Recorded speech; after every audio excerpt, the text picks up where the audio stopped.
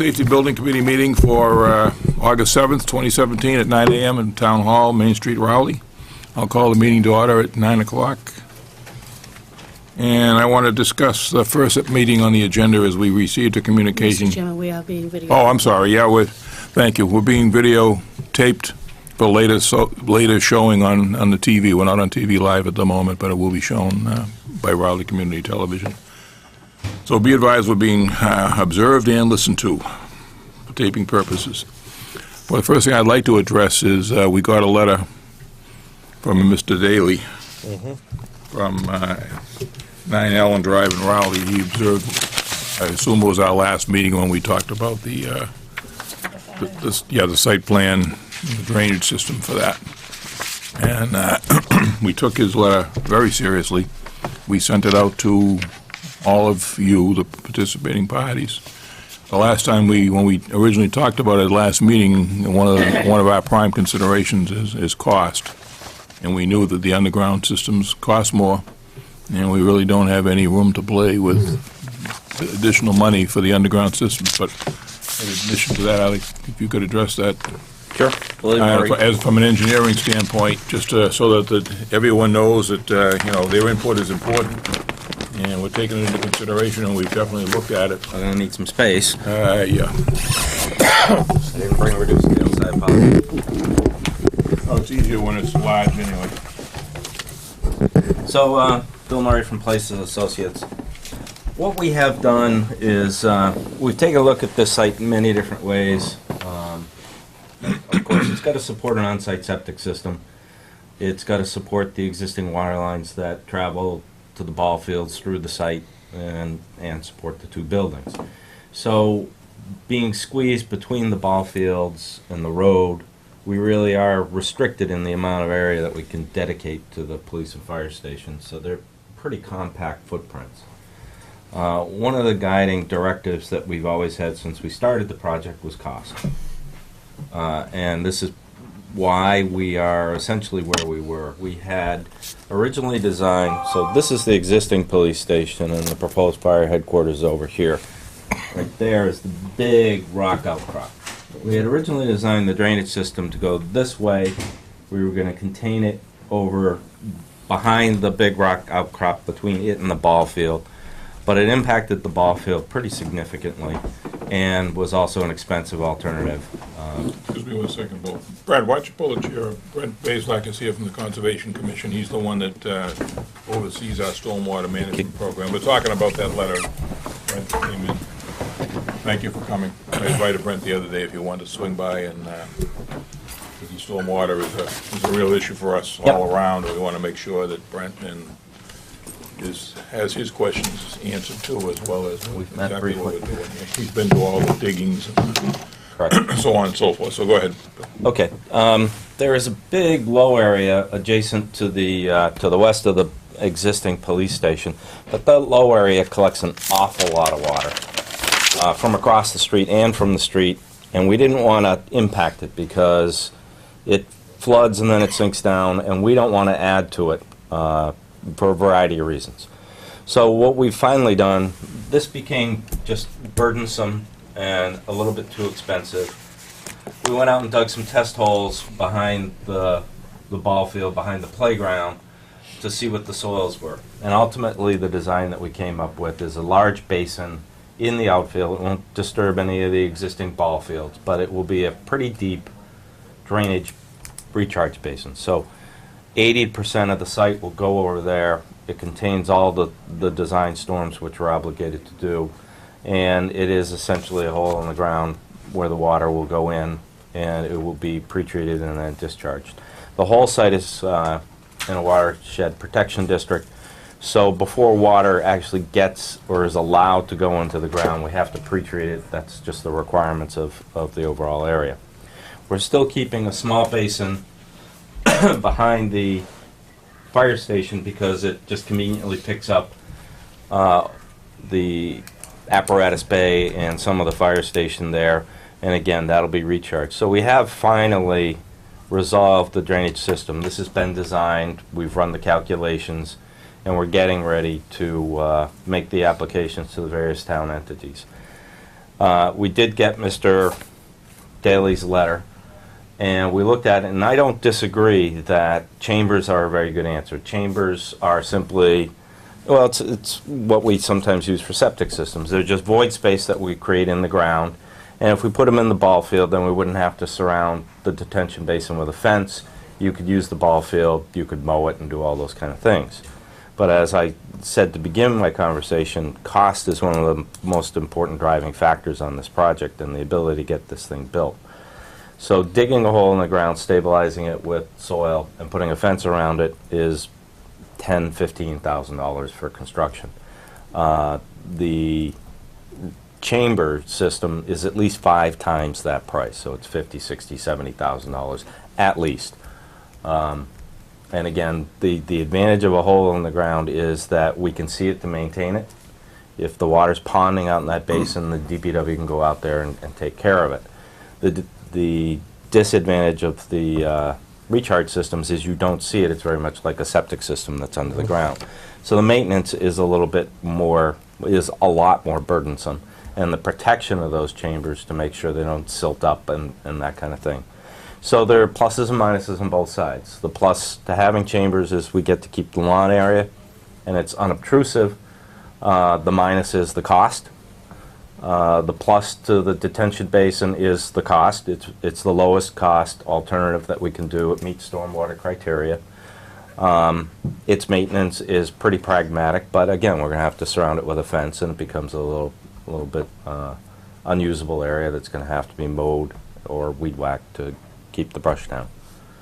And that's the short story. We looked at doing small recharge areas throughout the site, but we're really boxed in with a septic system here. We know we have shallow depths to ledge where the fire station is going, so we really can't recharge over on this side. The only areas that we can recharge are where we're designing the drainage system. We have a septic system that is immediately, proposed septic system immediately behind the police station. The reserve is to the west. So those in and of themselves create buffer zones where we are not supposed to recharge.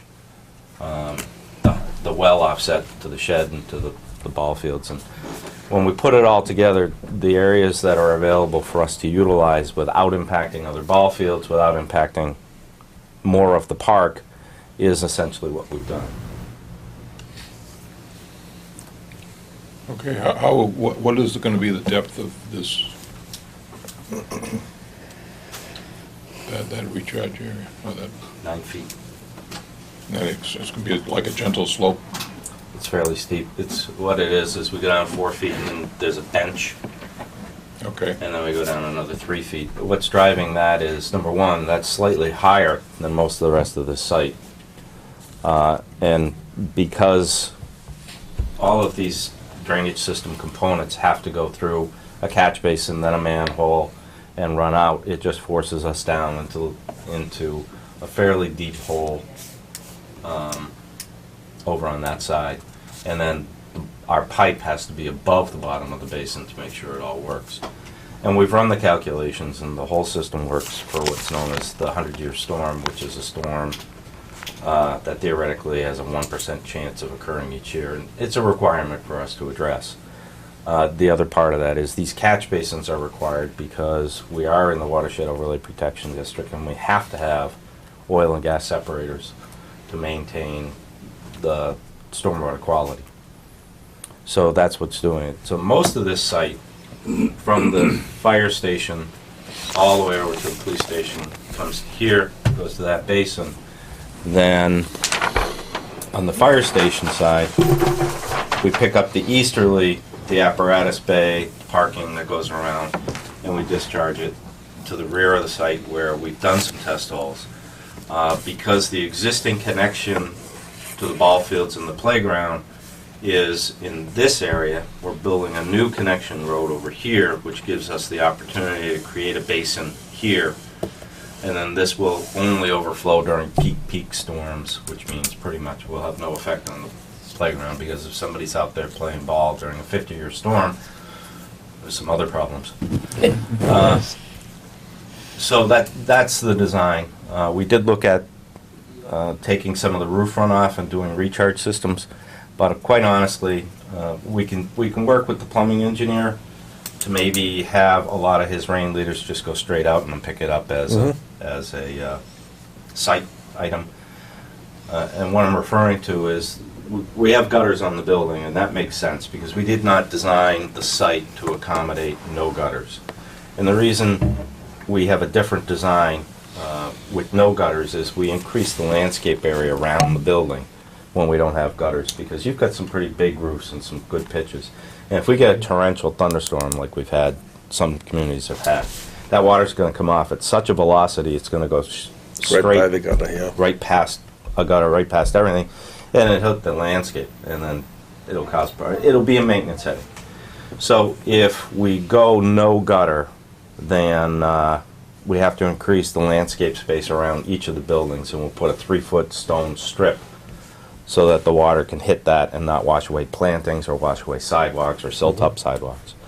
And then the other concern was the plumber and the plumbing engineer, they do anything within 10 feet of the foundation wall. So all these rain leaders are filed sub-bid, which is a very expensive process, and they're required to be cast iron, which is also really expensive material. Whereas site engineers and site contractors, we can use PVC or any other kind of pipe that we want that's much less expensive. We're not a filed sub-bid. We're not a highly experienced trade like a plumber. So a site guy doesn't get paid as much to install a lesser cost material. So we'll be working with the plumbing engineer, CMS, and the architect to see if we can't reduce the cost of all the rain leaders. But I do think the gutters, certainly we got to have the gutters over the apparatus. Right. We can't have, It's really important just getting the pipe beyond that 10 feet. Right. So instead of coming out and then putting a loop around the building and cast iron, Yeah. you make the same loop, but you make it 10 feet out, and it's out of PVC now. So it's less expensive. This is for any downspouts. and we have a lot. Yeah, no, I understand. I'm almost positive we got a rule in about 4 years ago that said if we weren't penetrating the building, then the 10-foot plumbing requirement didn't apply. So as long as the site guy kept it outside the building, it remained a site guy issue. We'll double check on that. Yeah, That we've usually had, depends on the local inspector. Okay. yeah, Because exactly. they can be, Okay. you know, Yeah, we've had inspectors that really try to insist that all of the plumbing on the site. Yeah, I is know, cast iron. I know. So that was another. I understand. That was another arm wrestle. Okay, we'll go back and double check it for you. Right.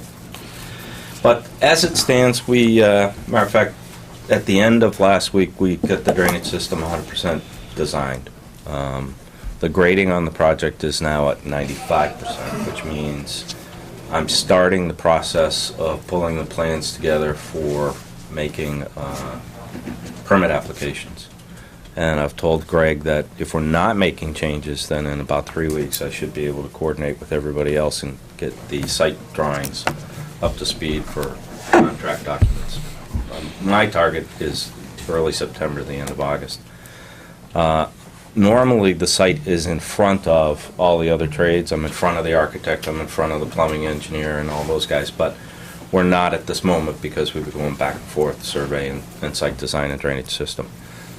So that's where we stand today. What fencing? The one in the field over here, is it allowable to put, say, because we talked about a split rail fence around the police and fire, you know, we didn't want a wire chain link, black chain link. Would that be sufficient over there? No. It's a safety aspect, so it really has to prevent somebody from climbing into it would either be a 4 or 6 foot chain link or some similar.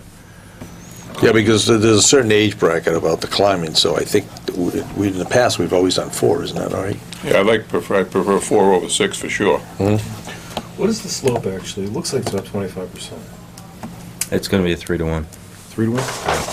So 3 to 1, you can't. You have to have a special mower to mow it, but it is the cusp where you can actually mow it with a machine versus it has to be hand cut. It's also the angle where sand is stable. So we will grade it. It'll be spread with topsoil. and then it's going to have an erosion control fabric on top to make sure nothing washes away while it establishes itself. All right, so there's a 4-foot fence that can, Kind of marginal considering that you've got the playground here. I'd really rather see a 6-foot fence.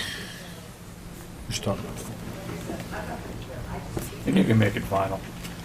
yeah, we'll do it. Yeah, we can do it, yeah, Black black vinyl or Black vinyl disappears. Yeah. green vinyl, Right. whatever. I'm just, Yeah, I always make it black. And again, it doesn't have to be chain link.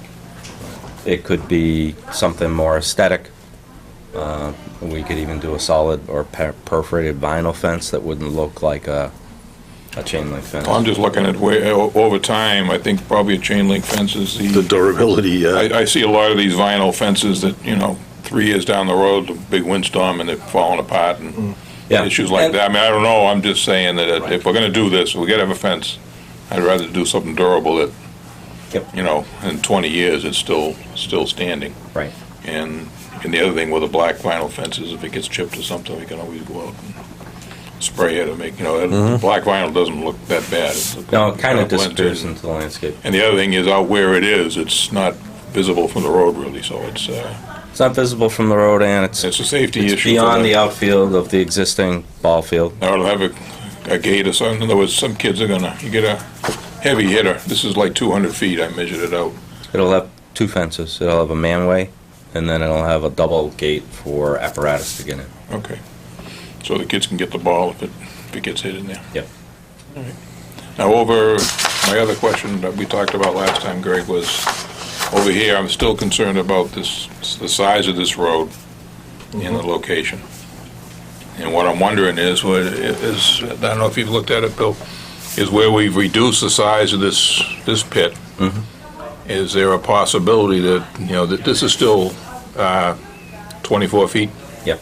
Yeah, we need to. If we could reduce the size of this to, say, 18 or 20 feet, because we talked about putting, the main reason why it was going to be 24 was for the fire department to have access, but if we talked about having an access gate over Yeah, we do have. somewhere there, so that Today. the fire department, if they need to get in there, can easily use this access gate. And I'm wondering if, because we're gonna take a look at cleaning some of this out around this ledge. So, and that'll be separate from what you guys are doing, but I'm wondering if we could, put a narrower road from, I mean, this is all the parking lot area here, right? Correct. So just, if we could do a smaller road that doesn't look like Route 95 through here and feed into these other lots, and ultimately this could be used for parking or whatever. So I'm just looking if that's feasible or whether it's, Well, again, I'm trying to keep costs down, and that is Right. one. That's some solid granite. well, it'd be up and over. In other words, it's up and over now, and I'm looking at probably the same contours that's out there at the moment. I'm looking at this, and we talked about this would have to be filled in 6 Yeah. or 8 feet. Not anymore. It's 3-4 feet now. All right, but I'd like to reduce the size of the road anyway. We can do that. Well, if you're trying to get more parking, is it more viable to keep it 24 feet and allow them to park along the road? No, we'd rather discourage, in other words, we'll work out the Okay, parking when it's okay. all done. Because All right. some of the thing that's going to happen here is that we're building probably 2 baseball fields down at the new property we're going to be purchasing. So that'll take at least one of the pressure off one of these fields. And, I've talked to Tim Southall, and I was going to get together with him last week, and some things intervened. I never got to him, but we've kind of agreed that we'll take a look at the parking and squeeze some parking here and there. And, for the next year, it's going to be, construction is going to be a problem anyway. There's no getting around that.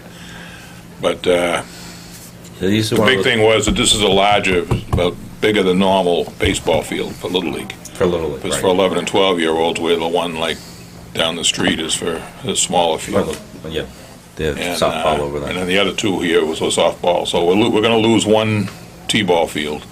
But there's a T-ball field over Oh, there is? Okay. in this corner here,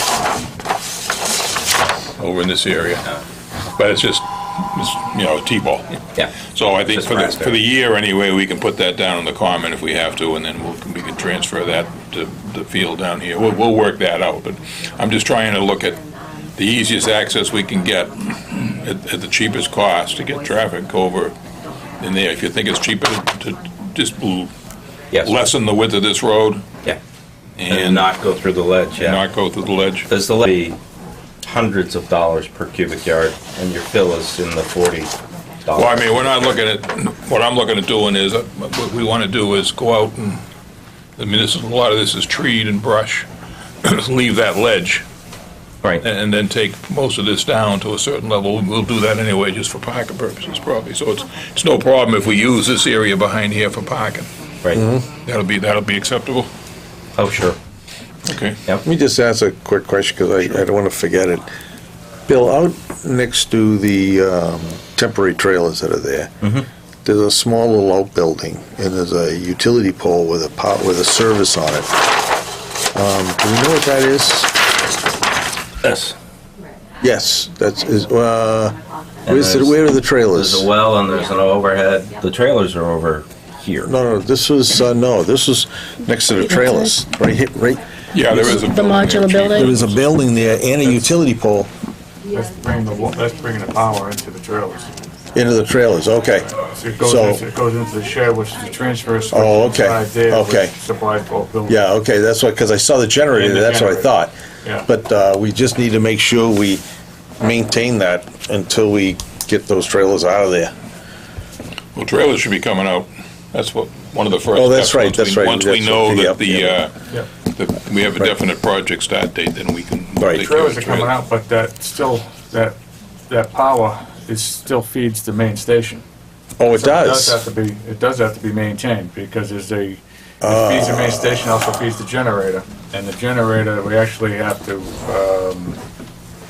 reprogram the generator so it doesn't, when we switch that power off to the trailers, if we don't reprogram it, then the Right. generator's gonna, continue to be on. So Right. that is the main feed into the, So where's that here? Would that be like in the parking lot where the future parking lot would be?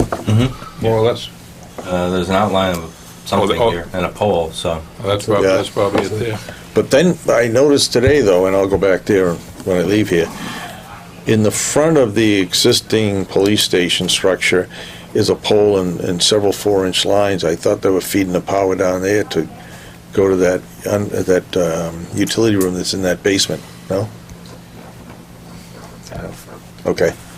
You know what, We'll have to I'll go check on back that. and if you don't mind, when we leave, if you just tell somebody in the station Sure. to let me in and I'll get on and take some pictures. Yeah. I just want to, I just like to double check everything.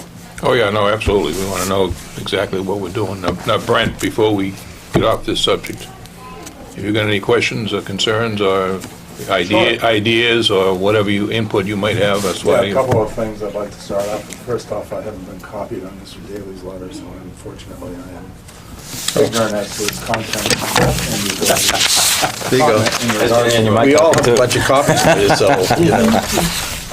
So I may have to get back to you, but I realized that it appeared the only option for infiltration were subsurface chambers, which I'm aware of from other development projects are bigger than making holes in the ground, so they're more expensive, excuse me. Yeah, this is a matter of cost. Yeah. So we pretty well eliminated that idea, so. I would like to ask a couple clarifying Sure. Oh, yeah, no, go questions, ahead. if I may. First off, was NOAA Atlas 14 precipitation data used in the calculations for your 100-year, 10-year, et cetera, storm events? We used Cornell on this one.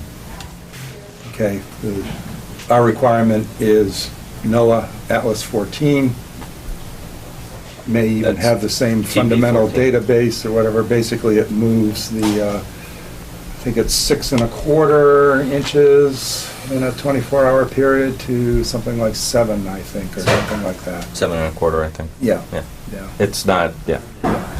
Well, again, I Yeah. just want to make sure that, when you calculate these things out, that they were starting for the same basis of understanding, because we have seen more intensity in the storms. We sure have. All over. So what does happen to roof runoff? I'm sorry, you laid out a couple of different options there, and I found myself not knowing what was happening with the raindrop that hits the roof.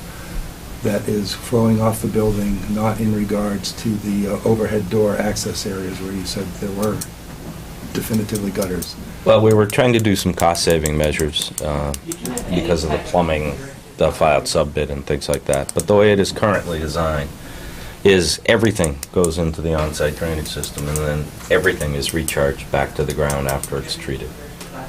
Okay, I'm going to return to my fundamental question. The rain drops off the edge of the roof.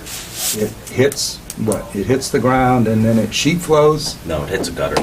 All the roofs are gutted All the roofs are guttered. All the roofs Where are- do the gutters discharge to? to the drainage system, Okay. which goes either Subsurface? that basin or that Subsurface drainage system? basin. They go, yes, to the closed drainage system, which then discharges to the drainage basins. So it was, even with all the sandy soils there, it wasn't more advantageous to infiltrate the roof runoff as you're allowed to do, since roof runoff is considered clean? You're adding more volume to having to be treated to go into those basins, instead of taking the advantage of the credit you get by roof runoff being considered clean. We would do that, but we have too many site constraints with the septic system, the reserve here and the primary there. So we're not allowed to recharge within at least 25 feet or 50 feet, depending upon your reading. And then this portion of the site has shallow depths to ledge. So we think that much of the building, the footings may sit on or just above the ledge, but there's no room to recharge. Okay. But nonetheless, all of the drainage basins recharge all of the runoff. So we are recharging. We just, I know, but I would just, again, volume treated equals cost per gallon of treatment, and if you could remove clean water, you would save, supposedly. But here again, Yeah. you're the engineer, you've looked at it, I'm just asking the clarifying question as the, yeah, so we did look at that, and in order to recharge it, we'd have to do dry wells. And a dry well is $1,500 to $2,000 each. So then when I start putting dry wells throughout the site, I've lost any of the cost savings that I could otherwise. So we did look at that. yeah, no, that's fine. Because actually the project, OPM, the owner's project manager, brought that up at a meeting and wanted to make sure we addressed that. Okay, when you have, is that the answer to your preliminary question? Yeah, I'm sorry, I have to ask some No, no, no, questions because no, I haven't I'd been rather have- involved in this process, so. I No, have one to- reason why I invited you to come to this meeting was so you get an idea. I know we haven't really been, you haven't been included, but this way you get the big picture. Bill gets a chance to, like the NOAA question, he's aware that that's coming. And, because what we're hoping to do is, by you being here, when it goes through the stormwater, through the Right. conservation, that you guys are going to be pretty well satisfied, so we're not holding the Exactly. project up, so. So just so everybody understands why they haven't been included is, this has been a moving target Right. for me. No, exactly. And I don't really want to go in front of a permitting agency and say, well, I don't really have the answer. I'd rather have the answer and say, this is what we're thinking of doing. It's much cleaner. So now that we've resolved our issues, we certainly can adapt this design to concerns that the Conservation Commission, the Planning Board, their consultant, or anybody else has. But we have the backbone of how we're going to make this site work. Now we'll fill it in and give a whole lot of details. The drainage report is going to be like a 150-page document, and most of it's really only appropriate for technical professionals and people in the field to review, because it's just numbers. But it will have a narrative on it that a layperson can understand. And just for your edification, Brent, the original design that we came in with was the entire, all of this was going to be here. And then the runoff was either going to come through here, down in between the ball fields, and/or, more than likely, probably, it was going to go off to the right of the site, down into where closer to the well field area, so. And it was going to be quite a bit of expense there. That's why we decided to see if we could change it and make use of the ball field, even though we hate to take that green space. But like I say, the idea is that we're going to have more Because space of down all at the the school. ledge. So if we lose a little bit of playground area here, and at the same time, it simplifies the project and keeps the water as much as possible away from running through the parking lot down into the, or have an outfall down to the right of that parking lot as you're looking at the site, so.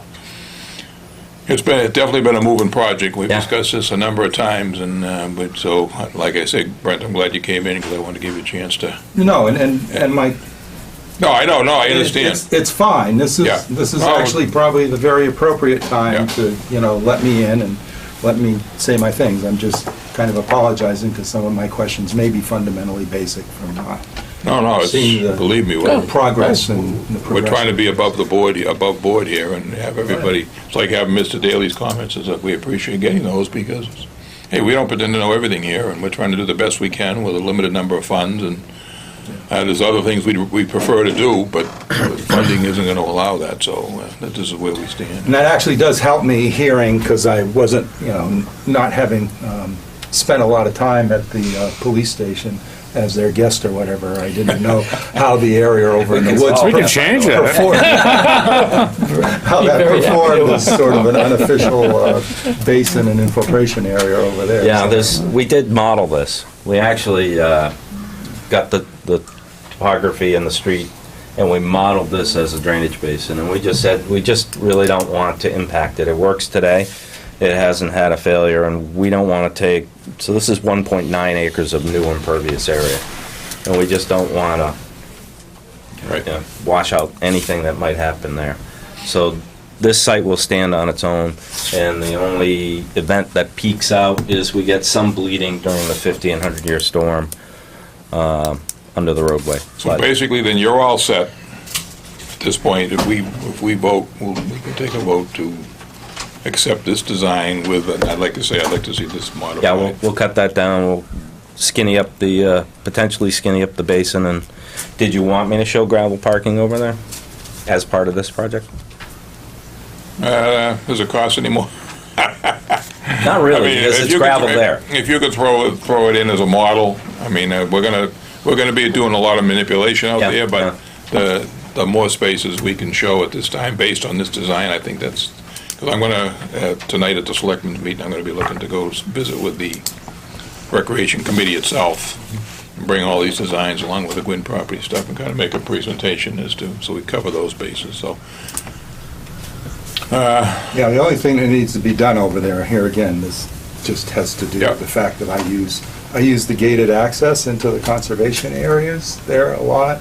And, yeah, so the parking's gotta be finessed over there, because lots of times the folks that show up for the ball games, all they care about is that they walk the equivalent distance of the other cars that are there, so they go all the way across. Right. Sometimes I have thought that I was going to be doing the rat in the maze thing, try to weave my car to get back out. The emergency gate that says no parking, well, if there's a Yeah, no, That's for somebody else. That doesn't mean much. No, we'll address that with Tim. Well, no, but I mean, Yeah, but actually, I think you have a good idea of just keeping that as a quote-unquote unimproved access right. area, instead of trying to facilitate parking over there, because all I can see is that it would just muddle things further Yeah. and block up another potential way to get in and out of there, just in I case mean, something... if we're gonna have that as a way to get over, then we want if there's gonna be some parking, we wanna make sure it's off that strip and there's enough room to, because as we all know, once the fans get over there, wherever they can squeeze the vehicle, that's what they're gonna do. Well, we'll put I'm as guilty as anybody. We'll put no parking signs on both sides of the Yeah. access way. Well, yeah, we'll work that out, okay. So, the 6-foot fence over here, Please take notice. what are we doing for a fence over here? That one, we might be shallow enough that we don't need to, and it's not in the ball field. Generally, I don't fence those things if I can avoid it, unless they're an absolute safety hazard. And we never design anything Right. with a vertical wall or a wall that you can't walk up. Okay. So we're going to put a guardrail on either side of this, just because it seems prudent, and it'd be wooden. So I think we're probably not going to fence that at all. But your anticipation would be really no standing water for a long term, right? Right. Okay. Yeah. That's the only time we get another The soils issue. out there are very Yeah. good. Yeah, we'll be able to tell you how long that water Yeah, should be that's okay. standing there, because we'll model Yeah. that as an infiltration. They're both infiltration, they're both infiltration basins. So the point of the thing is to make sure the water just sits in there and goes down. Mm-hmm. And it's not supposed to be in there for more than 72 hours, or it becomes a mosquito breeder. and our drainage calculations will demonstrate that. Okay. Any other questions or concerns? I'll take a motion to accept the plans as drawn with a modification to the driveway. I'll make that motion. I'll second. Any further discussion? All in favor? Aye. Okay. Thank you. We will Thank you very much. charge ahead. Is there anything else we need you for? You can go, or do We you want to don't stick around? Where the septic system plan is being finished today. Again, everything is we need to, once that plan is done, I need to take it to the Board of Health agent and review it with them, because police stations are a unique animal with, when we get the septic system designed. It's not accommodated in the code, but we Right. do it all the time. And likewise, the fire headquarters is slightly different, even though the bunk rooms are usually just a bedroom. So we will be reaching out to the Board of Health. I'll be sure to get you a set of these plans, just so you can redline or have any comments, and likewise, Planning Board.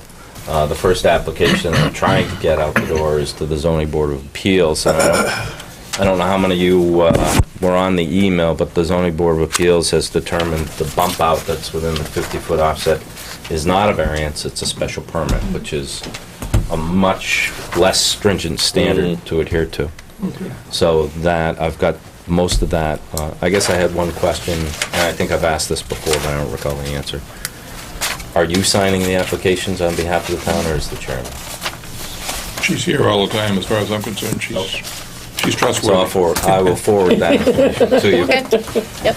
I've got that, the ZBA is mostly pulled together, and then the others will follow as soon as I get the details. So by means of example, we need to landscape this, the electrical engineer needs to come back now, put the site lighting on it before we can get to the planning Do board. you need to meet with, we talked before about the plumbing inspectors being all over the map on what they require. Do you, because our plumbing inspector works, I'm going to say 4 hours a week or 6 hours a week. so 8 hours a week 8 in the hours. morning. The hours in are the on the morning. website. Okay. I'm It might gonna be leave- worthwhile Early talking. morning. If somebody Giving can that talk to these him guys. I'll Yeah. take care of that. to make sure that, I don't think there'll be a problem, but once again, historically, they're pretty cooperative with everybody in town, so we're trying to, so if you can deal with them on that. So the permitting then, just to jump down to number 6, is, from your perspective, you're satisfied with the permitting standard, working with the ZBA. It's good news to hear that Yep. bump out is not going to be is going to be less of a problem rather than more of a problem. Right.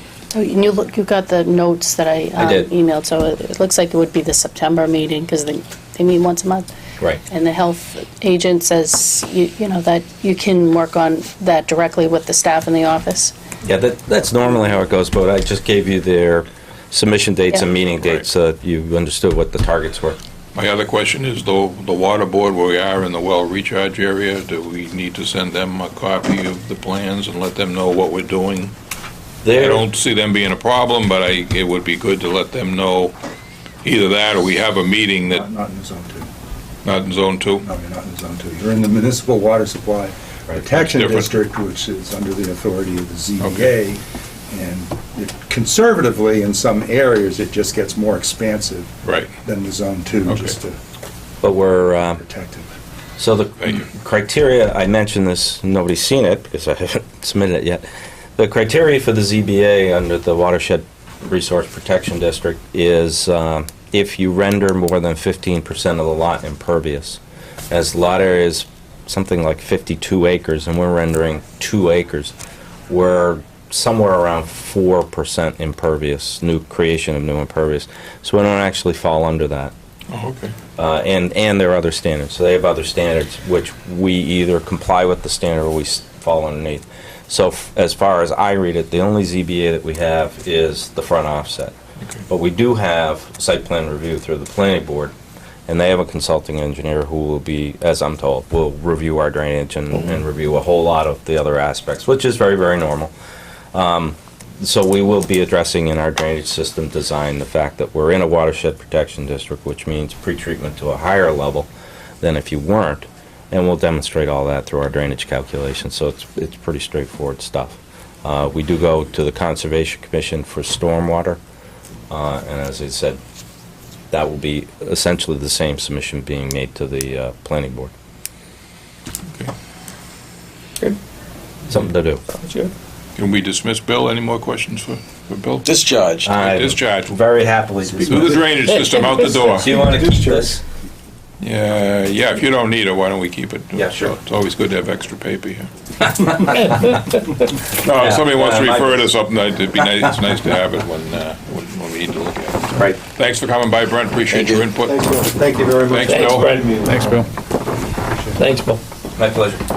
See you later. Goodbye. So number two, the fire and communication systems, we've really dealt with that in the past. The architectural plans, now I got a question about there was a question on the emails about you meeting with the two chiefs about some modifications or changes to, was there anything, did I misread that, or, so they were all set? Not really. I would like to have, we're basically done. I mean, we've got, the plans are done, everything is, we're right. Well, there was a mention in the email of a number of issues that needed to be addressed, that's what I'm There were referring some, to. there were some, I gave him a recap of our meeting the other day, just a quick recap. And I said, there was several things that were raised that you stated you're going to talk to the chiefs about to make sure you can clarify. That's all.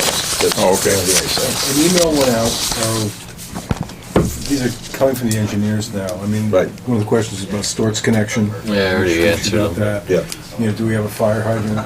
Yes, those sorts of things. So there's a fair number of those questions that have already been answered. Architecturally, and that's where I was talking about. I think that now that we're at this point, it probably wouldn't be a bad idea just for the three of us to sit down and just take a final walkthrough of everything we have, so you don't have any surprises. We've done some tweaking around with dimensions and things to make things work structurally and what have you. I think it'd be appropriate to do that. Just FYI, we just had to put some money into the HVAC system. We recharged it last month ago, and that lasted 3 days. They came back with a die, and there's a leak in the system, so that had to be fixed. We also put a new water heater in there, in the old, well, what's gonna be the main building, so just FYI, it needed to be done, obviously, so. If you're gonna meet, it'd be nice just so we could tag along. We'll include you in that. Okay. But I mean, overall, I thought the meeting was very successful. Okay, good. Now, the more we check now, the less probably run into later. We don't want change orders or last minute changes in architecture, I know. And we're trying to catch things that, on a previous building project in town, I won't mention what it was, I don't think this ever happened because there were some major issues that were found after the building was half up that should have been addressed prior to the building ever having been okayed. So we just want to make sure that we have a minimal amount of changes and change orders and issues that didn't get addressed. And the more people that, with the professional expertise that you guys have that look at it, the more input we get. And that's why, like, I invited Brent to come down, let him, give Bill a chance to hear from what they might be looking for. So it's important that everything be up front. And for those people watching at home, if you got questions or concerns, don't be afraid to call me or call the office, and Debbie will get a hold of me or Joe, and one of the chiefs. We're more than happy to talk to people about it because the citizens were very good in supporting this project, and we want to make sure that they realize that we're trying to get the best we can for every buck that they've given us, and so far it looks good. So with that, maybe we'll go on to what's your latest estimate on that? Well, we got I sent the drawings back to our estimator that reflects the two things. I started printing the whole thing out. It's about 60 pages, so I figured that wasn't necessary. This is the cover sheet from the estimate.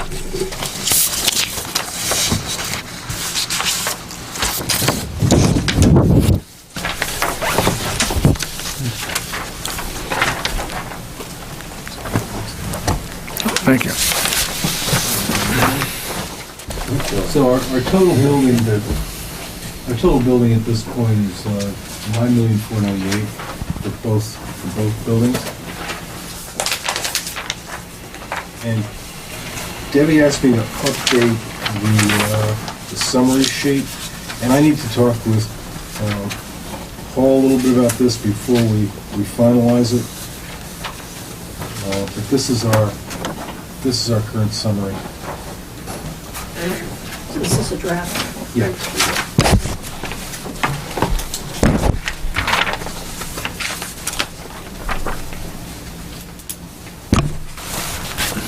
Thanks.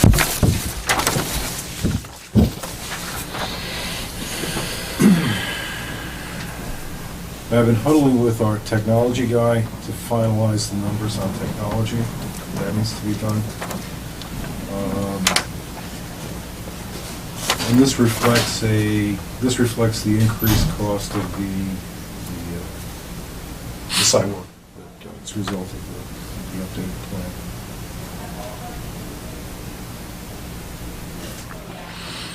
All right, so at this point then, we're $1 million over what the original 11,154 is. Is that what I gather from this draft? In other words, we looked here, the original one was 11,154, and I know we got an extra 500. Back in Yeah, that was, 2015. So yeah, you can't. no, but I mean, we're just making a comparison Yeah, here, so. yeah. This, Yeah. 2 years ago. So we're basically about 600,000 over what we we have appropriated. Yeah. So we're going to be VEing some of this stuff. As I said, I think some of our furnishings and communication numbers are a little high. We're also carrying $500,000 in contingencies here.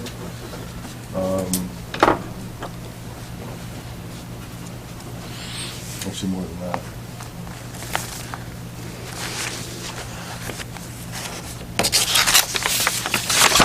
Yeah, you can't touch the contingency.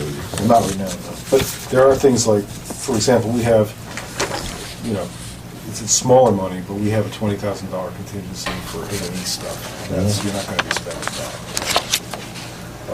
We have a soft cost contingency. We really have to pin the numbers down on some of the soft costs.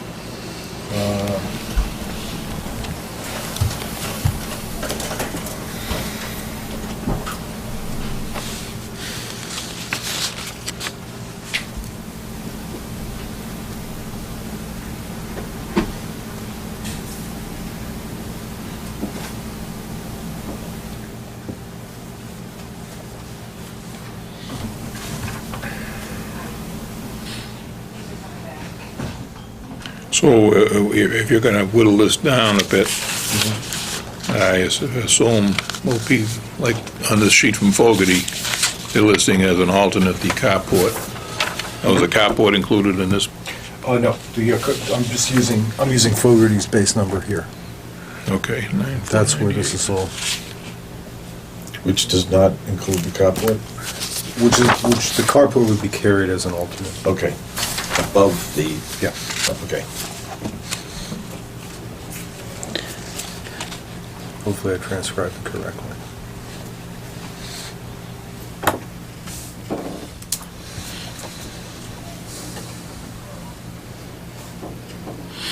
So where do we go from here?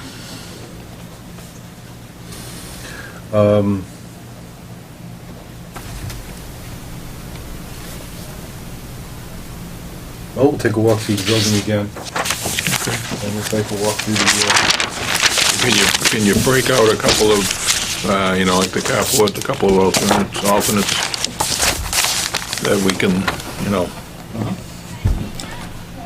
Does this number include the lightning protection that we talked about? it does. Okay. I was going to ask about that. Let me bring up yeah. a comment to the board here. We're estimating the lightning versus lighting is about a $75,000 number. My recommendation is you don't do it. And I'll tell you why. This has only been a recent thing in the last 10, 15 years that engineers start showing it in their buildings. We did 2 schools over in Danvers. We did the first one was an elementary school. We put the lightning in, and believe it or not, I think it was a 3 to 4 year period, somehow the static that we got from the lightning ruined a bunch of our controls. We put it in the high school, we've finished that now. We didn't put the lighting in the high school, 250,000 square foot building. We haven't had a problem. So, I mean, it's not a code requirement. This is just something that, the engineers decided they would start putting in. In my personal opinion, and I came from that business, I would not put it in.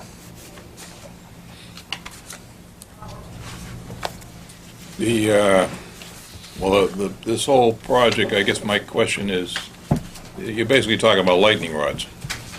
Well, it's not only the lightning Well, a little more rods, complicated than that, obviously, but, I mean, you go by a barn out in the field and you see on the top of the barn is a 2 foot or whatever height they are, lightning rods, and they go down to the ground and dissipate the light. That's correct. Now, the site where we are is surrounded by trees, and you got the communications tower out back, the Verizon or whatever company it is, the cell phone. So, I mean, I'm thinking, and correct me if I'm wrong, that hey, never say never, but if the building gets hit by lightning on the off chance, I think it'd be a rarity, because I don't think we've had any problems up there. Have we, Chief, that you're aware? I'm not aware of anything, never having been a problem up there up until now, number one. And number two is, if in fact the lightning should strike the building, what are we faced with for a calamity? In other words, is it just something that starts a fire? Chief, you might be able to, in other words, we need to weigh the pros and cons, and if we're looking to save 75,000, that's the way to do it, if in fact it's, What I've seen in past experiences where houses have been hit by lightning, it could range from minor structural damage, roofs or whatever, to electrical issues where a whole phase of the house is burnt out, appliances get fried and stuff like that. There's no consistency as to what. It could be, it could end up with a good house fire, it could end up with just minimal damage. But you could easily make up on any given strike, $75,000 would be something that would be, you'd make that up. I mean, what I'm trying to say is, I guess, that the cost of whatever kind of lightning strike is gonna go to 75,000 pretty quick. It is. It is. No doubt about it. With all Especially if we're dealing, electronics, with the radio Would probably, equipment. you'd fry the base station, could add up. we were talking to Debbie the other day, was there any insurance discount if we did the system? In other words, because right now, if we get one of our buildings hit by lightning, there's what, a $5,000 discount? I don't, well, it's $1,000. And then Deductible. insurance picks up. Deductible. Insurance, yeah, the deductible and then I don't know if there's a insurance. special language on lightning, though. We've had lightning strikes in Harris Park.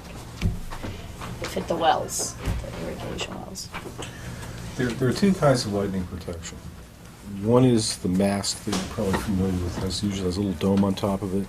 And what that actually does is it attracts lightning. If you're going to get lightning, it'll hit that thing and direct the charge into the ground.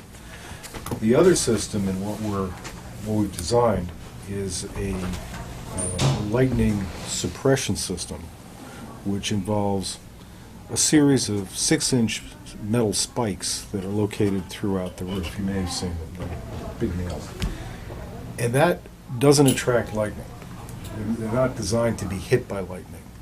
They're designed to actually discharge the atmosphere around the building. So when you're building up these charges that would ultimately cause a spark, what you're doing is you're pulling that charge out of the atmosphere and running it into the ground. So it actually prevents. It's not intended to actually get hit by something. Those are basically the two approaches to it. We could carry it as an alternate. I think it's a prudent thing. I'm less concerned with the cost to rebuild whatever gets destroyed as I would be to, what would happen to your operations if all of a sudden your dispatch center was fried. you know, that would be more of an issue. I mean, surely you could, you know, disasters happen and you work around it, but it is public safety, so. If it's a budgetary issue, you know, let's carry it as an alternate, and, you know, if you have the money, you put it in, but be aware that it's probably a good thing to have, one way or another. Just so you know, I mean, if we get a direct hit from lightning, the lightning protection system is only gonna basically take the curse away, but that's why I'm concerned. You will get stray frequency and RF damage from a strike, no matter what. I mean, there's just no system big enough to totally suppress it. So that's all I'm saying is that I wonder, with the lightning strikes that we've had, if we're not introducing a magnet for the lightning. I mean, the jury's out. So I'm just offering it up because we were looking hard and fast of what we should look at if we had to cut some stuff. You know, that was just one of the items that came up.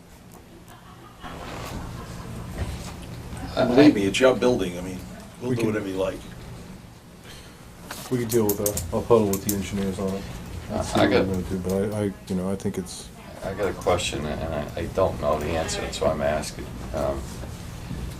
I don't want to cut the wrong things. There's things that I need really bad, and there's things that, it says fire computer is 100,000. Is that worst case, or, because that seems like an awful lot of computers. I'm, yeah, that was a budget that we carried to completely outfit your station with laptops and, or, you know, I shouldn't say desktops and server and the rest of it. Yeah, that, I mean, we could pare that down to save some money if we just get what we really need versus having terminals all over the station that will hardly ever get used. That's Yeah, it's a. you know, maybe in the future, when, I guess maybe the wiring be there, but just, I'm trying to look at it pragmatically because I don't want to cut the building and some of the stuff I built in for training that I need. So some of the stuff that'd be nice to have, but not necessary. Well, basically, you'd be looking at what, you know, a computer system would be in your office, and the two captain's office. captains in the radio room The radio. would be ideal. Possibly one out in the apparatus bay, but it's not necessary. And we could probably carry over some of the older ones that we have, some of that stuff. The EOC training room would be another one. And I have a laptop now that we can utilize in there. the infrastructure will be there. Everything will be wired for it in any event. So it's really, we're just really talking about the hardware here, just Yeah. the plug-in stuff. Ideally, I'd like a server. Yeah. And in you know, my office, the two captains, the dispatch, the radio room, we would definitely need it. The rest of it, we can, you know, maybe a monitor on the wall would be all we need. Well, the captains are in the same room, they go, is it one room? for the There's two captains? different rooms. 2 different rooms? Yeah. Excuse me, let us, before we go and start. I'm just asking. I think I'd like to go back to the electrical engineer and see what he's got in the job and what he's got out of the job, because based on certain engineers, certain things that they push over to what we call the FF&E category, which, you know, this really goes into computers as part of that. I just want to make sure that when they carry that number, that it's not talking about, you know, half a dozen computers, you know what I mean? Yeah. That there's not like the card key system in there or something else, you know? I'm just throwing things out. I just want to double check before we quickly go and, As long as the system can be built, in other words, if the wiring is there, I mean, we're can dealing, build it out we're dealing later with on. with what we're dealing with now. We've only got 3 full-time people at this point, the chief and the 2 Right. captains. You know, there's probably not a lot of need for, you know, computers everywhere. no, I understand. But as long as we got the wiring, and we can add those over time Right. as the department grows. This Here was we go. part of the feasibility study, so whatever you were working on at that time with Greg, you probably want to go back to your original notes, because that's what was showing in 2015, that Yeah, well, I'm Yeah. looking at now is that if we gotta you find. just make sure, like what Paul Right. was saying, Yeah, I make sure just- what's part of that 100,000. Because it looks like we're gonna have to find some places to cut money. Yeah, I wanna, what I would hope is that for the next meeting, we'll come in with enough alternatives or places where we can redo it. And of course, we're all, Get back down it to. really all depends what kind of bids we get, so I mean, the bids Right. are high, but in other words, we need to get this down, I would say we need to get it down as close to Budget. 11 million. as Yeah, we no, can. absolutely. 11.1. Yeah, you understand, Then I we just have don't the wanna extra cut 5 something in there the if we wing, need you Yeah, know? you need to know what's behind that. Right. What- Yeah, so I what's- mean, anything we can do, Greg, to Okay.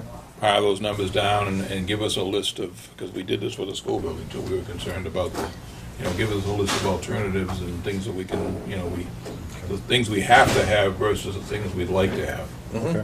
And because we, at some future point, as the town moves forward, we can always be adding things, especially, even like things like furniture and stuff, I mean. Right. So, like the fire station, is, some of these rooms aren't really gonna be super occupied at this point. Right. We can probably, get some, go to Costco and get some folding chairs for the classroom, for instance, or so, you know what I mean? No, Those I- kinds I of hear things, you. that it's not ideal, but it's more important that we get the building infrastructure the way we want it. And I know that the drainage system, that kind of whacked us all, because none of us were expecting, we just assumed the big open field, that water is gonna run across the field, and that's it, but obviously that's been that kind of kicked us in the back of the leg, so. That was about a $300,000. Yeah, so I mean, that's a big hit in terms of what we're doing, so anything you can come up with, for alternatives, and chiefs can take a look at their structures Yeah. and give us, I mean, it may be 10,000 here, 20, but it adds Yeah. up to, yeah, the cable TV is another one we can look at. Yeah. Try to pair, those are two areas where I think yeah, that we can look at. There are Don't some- forget, There's a couple ways anything, of attacking cable, actually. There's a couple of ways of attacking cable, and I don't know how you normally do it or would want to do it. You can bring cable into the building and then distribute it effectively through a server.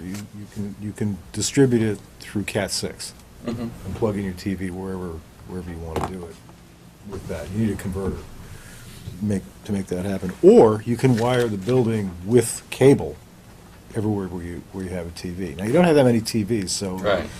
And like some of the TVs will be later on, maybe, Yeah. as staffing changes. So we may want to do it the opposite way. You just come in with with a console, the cable comes in, and then that gets plugged into your Cat6 low voltage system throughout. Yeah. Same would be true for the police. Yeah, I'm just looking at ways that if we have to start paring down, I don't wanna. Which Yeah, ones right. we can. we definitely need to look at Okay. areas where we can reduce and look at in the future Right. of adding if we need to. well, don't forget, the biggest thing we need to do right now is concentrate on what we can cut in the building, because after we get the building numbers, we have now the delta of what we can spend for the FF&E. So, I mean, that's why it's kind of critical to try to figure out just the building items, in or out. Yeah, that. I understand, I'm just, we have, from the beginning, it's wood frame, Yep. it's about as simple and as inexpensive as we can make it. I can't imagine, well, we need to take another walk through it. Yeah, take a walk through, I don't want to put you on the spot here. We'll go through, frankly, I gave you the cover sheet. I have as I said, a 70-page estimate that came in on Friday afternoon. So I have to go through that. Okay. And I'll email you a copy. I need to go through that line by line. There may be things in there, finishes and what have you, that we can look at, but everything's pretty Yeah, you've been frugal all the way basic. through. So, what I would be cautious about would be because the next step is actually cutting program. Let's make the building smaller. I don't think you can make these buildings any smaller than they are. No. I mean, you really can't. We did that before. Yeah, it's- Yeah. No, you pay the price for 50 years, so. Yeah, oh, yeah, no, Well, for it's sure. better not to build at all than build something that's not going to serve you. Right. So, and there's not much in the building on the fire side that I can cut because it's stuff I needed. it's a It's box. not- It's, yeah, it's not. Just stuff that we don't have. Okay. Well, that's the mission for that then, is to come up with alternatives. What else do we have?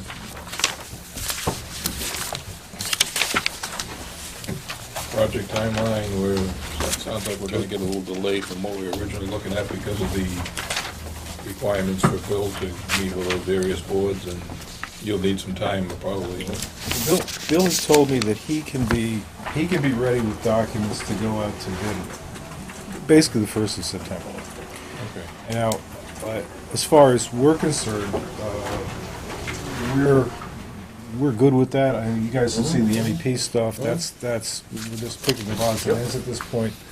We're just doing final coordination on our architectural, so that would work. And I think at the next meeting we have here, we should probably set dates for advertisement and moving the thing forward, because I think we'd be ready to go. Now, we're gonna be running into, like, the DBA, for instance, once they make a ruling, isn't there a 20-day appeal period? 21 days, yeah. 21 days.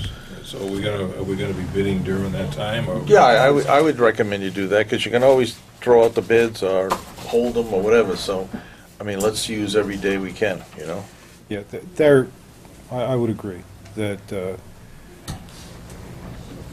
Yeah, we're And not these things can- anticipating any problems, and there's no real, the abutters out there are minimal, and I mean, if a project this size, there's really very little housing in the area other than Circuit Drive. They're far enough away from most of it that I. Right. this is a common question, you know, I mean, ideally, of course, it's nice to have all your permits in hand before you go out to bid, you know, because you know everything. The good news is that Bill has already talked to all of these agencies, and people are, at least to a point, familiar with how things are working. It's not coming out of the blue. And he will continue to do that, so that whatever I'm expecting, whatever we get back, will be very, you know, there may be some tweaking. We want, well, for example, what Brent just said about using a different standard for his drainage systems, you know, which might affect, you know, the size of the hole a little bit or something like that, however that shakes out. But those are the kinds of changes that we may incur. Now, if we're during bidding, we can simply issue an addendum and say, you know, these are the modifications to the drawings before the bids come in. And the bid process is going to be a month anyway, so we have that time. And God forbid, we get bids in, we're still getting information back that, you know, conditions of approval. At that point, you know, if we have to move a sidewalk or do something minor to satisfy planning, whatever change would be required vis-à-vis a change order, I think would be really minor. It's stuff you pay for anyhow. You're really just talking about a contractor's markup at that point. All right, we'll talk. There should be no big surprises that, like, oh God, well, unless ZBA says, well, we don't want you to build over the property line, in which case, pencils down and we're I'm back not to square one. anticipating any major, you can't say never, obviously. And that's one reason why I wanted Brent to be here this morning, because I think the biggest question would be is with the stormwater, is he in approval to recommend to the conservation that the system is adequate? And the way the two of them talked about that NOAA thing, and that's just a minor thing that, and the soils out here are so good. Right. It's just a minor technical Right. thing, if it even needs to be modified, it's That's not correct. gonna be a big problem, so.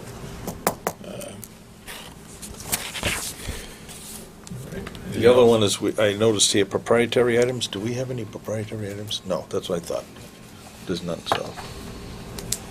And what about the, Okay, kinda. okay. The only proprietary item, and, well, Chief, I'll let you know now that we're probably looking down the barrel of a hearing at some point for your exhaust evacuation system, Oh, yeah. the infamous plume event system. We're speccing the plume event system for your station. It's going to be included in the documents. We are getting the spec from Air Cleaning Specialties, the plume event manufacturer. I'm assuming that plume event is the way you want to go.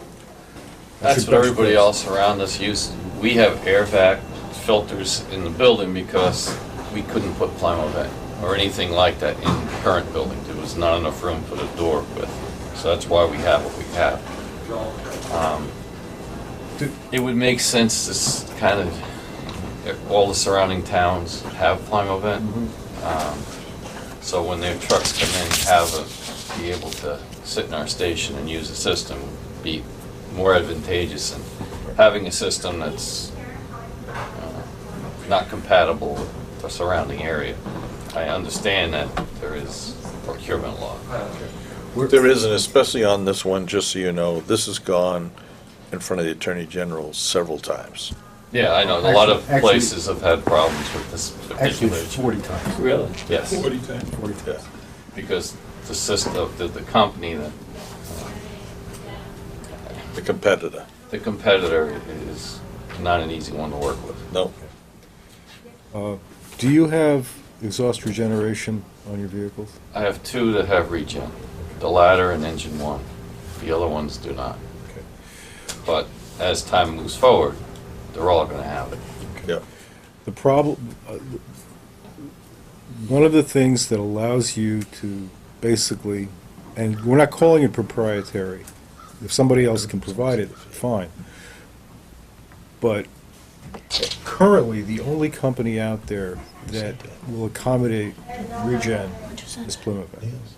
The other outfit can't do that. Well, they can't do that and maintain your exhaust system warranties.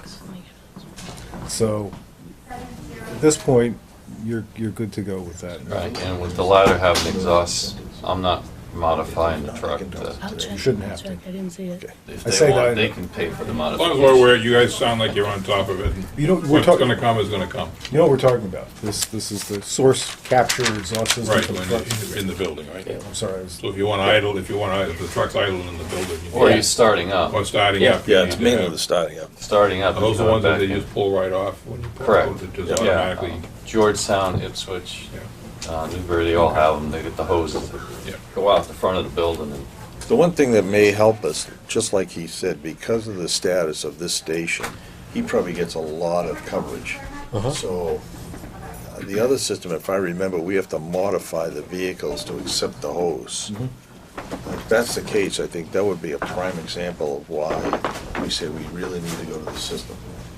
So, we'll have to weigh that out. Okay, we'll let you guys work Yeah, that out that's behind it. the scenes. No, I understand. Yeah. The last one is the discussion of the temporary trailers. What was that about?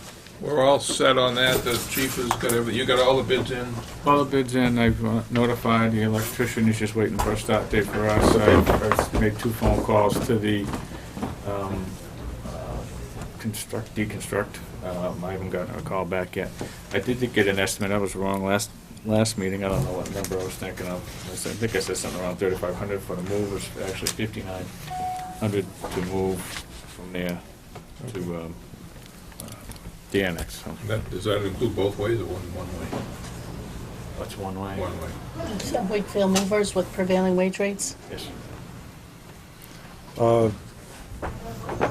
So the relocation number that I have here, $10,000 should be $5,900. It's, Well, we're kind Can we of, take that out of the part modular of it, building? part of it's gonna be, yeah. we're kind of taking most of that out of the modular building rent because we have 24,000, I think, in the, 24,000 minus 2,000 every month. minus Couple 2,000 a months. month, so we got July and August, maybe September. Okay. So we can minus 3 months, so most of that. Most of that should we come out of have it. enough out of that to cover that. Okay, so we can take the relocation number out of the estimate? Maybe. Well, it just depends, you know, because it's a one-way move and it's the other move. You have to move back, yeah. Right, so that's 6,000 one way. Are we moving these back to your property? Well, the furniture. Right. Oh, the furniture, okay, yeah. So, I mean, it's just throwing it out there. Well, we're carrying 10,000 $10,000 allowance. Yeah, we're okay. Yeah. Okay, Well, I'll we'll just leave that in for we have now. a fall town meeting too, so if by then we'll have all the numbers should be in, the bid should be in, so we'll know if we're short. Right, A couple of things like that, we may be able to. Right. Move. Find some money somewhere. For moving, yeah. So for some of the nickel and dime thing, not the Yeah. prices, but. I mean, for We're financial, not going back asking for more big money for the building. for financial planning, you know, anything that we don't do part of the construction, like the FF&E stuff, you may want to, you know, if you have to do something different, you may want to go on a different amortization schedule, because like if you buy computers, you know, they're not going to last, what do you do, 25 years here or 30 years amortization schedule on this loan? They're not going to last, so it's sometimes help towns when you can do it, because like you, chief, you have that computer, if you have it on 27 years, no one wants to write it off. But it's easier if it's written off in 3 years to go and say, okay, we want to buy another one. You follow what I'm calling? So, Yeah, we're pretty good at, you know, we're replacing so many computers every year Yep. on the regular program, so Yep. there shouldn't be anybody with, I mean, they get old, but there is planned replacement for most of them. So I would say anything in the new building would be more or less, we'll look at the same thing, so. Yeah, the treasurer is pretty good about how we borrow and what we borrow. And Good. all those kinds of schedules and things like that, and we'll sit down with her. All right, anything else? Only to set up a meeting with the chiefs and UOPM. Okay, you can do that after the meeting if you want. yep. And then the next meeting is Our going next to be meeting is, we're gonna try for 2 weeks 26th. again. Yeah, Monday the 26th, is that right? Monday's now? The 21st, I mean. My birthday's the 26th, no, that's not on Monday. Oh, okay. Well, we Same may bring time? a cake anyways, you know. And I won't be here, but I don't think there's anything pressing for me. Yep. If there is, you just let me know, and I'll make sure I have it. I think at this point, the building part of it is pretty much settled. It's all these other issues. Yeah. Sounds like, yeah, if you guys, if either one of you chiefs have any issues with the building, talk to Greg when you guys meet. And otherwise, we're assuming, at this point, the committee is assuming that he's gonna complete day the we're looking plans at? as already drawn. 21st, 9 AM. 9 AM? 9 AM. I'm in there. I have a doctor's appointment. What time? I'll do the afternoon. I have Yeah, a but- selectmen's meeting that I have to get ready for. Why don't we just go 8:30 and get you, why don't we go 8:30 and get you out of here at 9:30? How far is it? That would be okay. Okay. Yeah, we shouldn't be too late. No? We're pretty well down, the issues are pretty well Yeah. solved, so, okay, 8:30? And if you have to leave, Joe, you can, you know, anything that needs to be a vote with, that we got a question for, we can deal with before you go. If that's all right with you. Thank you. Unless the meeting's on Cape Cod, then we'll just go with you. You know what I'm saying? I'm going to Falmouth the next day. All right, we got minutes from June 19th for the committee members. I saw them on the, Yeah, so the chief had pointed out, Chief had a- that was an error, my apologies. Okay. I took the last set and copied it, but we had, I just had a couple of typos I corrected. Since, yeah, questions about the minutes? I'll take a motion to accept. I'll make that motion. Second. All in favor? Aye. Aye. Does anybody have anything else? No? All right, thank you, gentlemen. And I lady, move we adjourn. second. All right, thank you very much, and we're making some good progress here. It's all about the money, All about the It's always going to. which it always is, right?